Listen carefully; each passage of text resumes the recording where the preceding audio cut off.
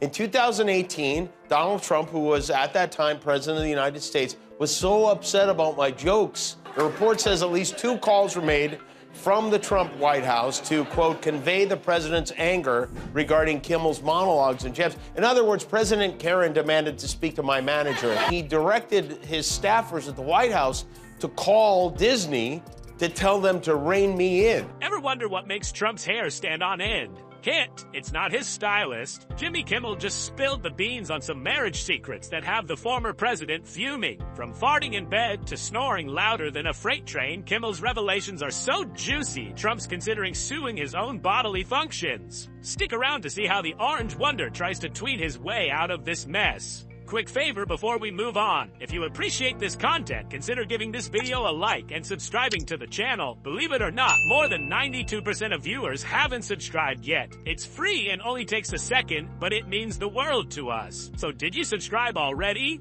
Great. Thank you so much for your support. Now back to the video. Jimmy Kimmel's been at it again, folks. The late-night funnyman decided to turn up the heat on old Trumpy. And boy, did he bring the fire this time. It's like he woke up and thought, you know what? Today's a great day to make the Orange Menace lose his marbles. And lose them he did. He's a blowhard and a snowflake. He's a blowflake is what he is.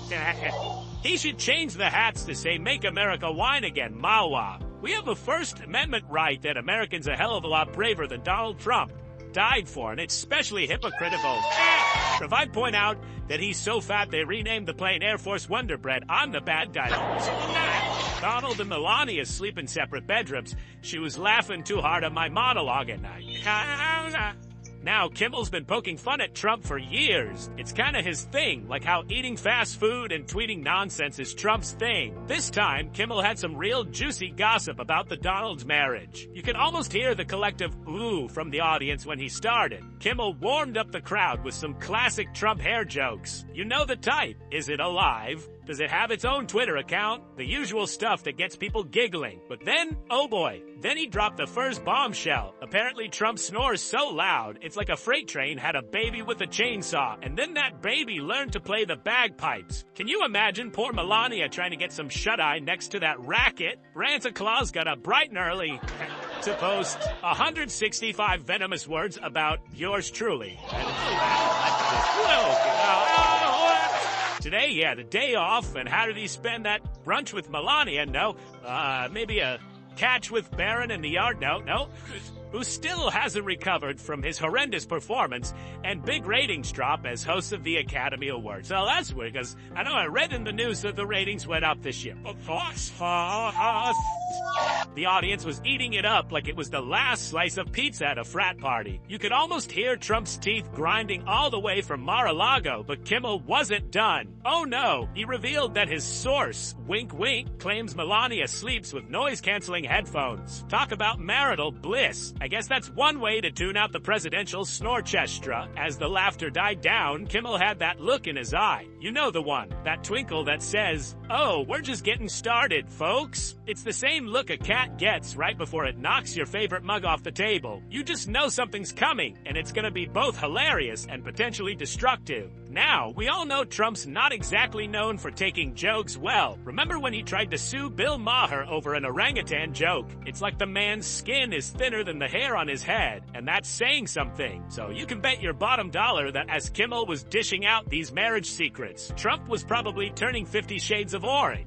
I'm in front of OJ 1,000 times. He hasn't tried to kill me once. The only two who've tried to stop me are Donald Trump and Marjorie Taylor Greene, who actually called the cops on me. All he does is make fun of. He makes fun of disabled journalists. He makes fun. He calls our veterans prisons of war, even losers. He insults his opponents, his friends. While Kimmel's having a laugh riot, Trump's fingers are probably getting a workout on his phone. Let's check his latest tweets, shall we? We all know Trump's not exactly a master of subtlety when it comes to criticism. Remember Covfefe? Yeah, that kind of stuff. As Kimmel's jokes get more personal, Trump's tweets get more, well, Trump-like. It's like watching a tennis match, but with insults instead of balls. The Orange Wonder starts off by calling Kimmel unfunny Jimmy and a loser. Real creative stuff there, Donnie. But as Kimmel reveals more awkward details, Trump's tweets get wilder. He's throwing around words like fake news and witch hunt like confetti at a sad clown party. At one point, Trump even threatens to reveal Kimmel's secrets. Ooh, scary. What's he gonna do? Tell us Jimmy likes puppies. Kamala supports states being able to take minor children and perform sex change operation,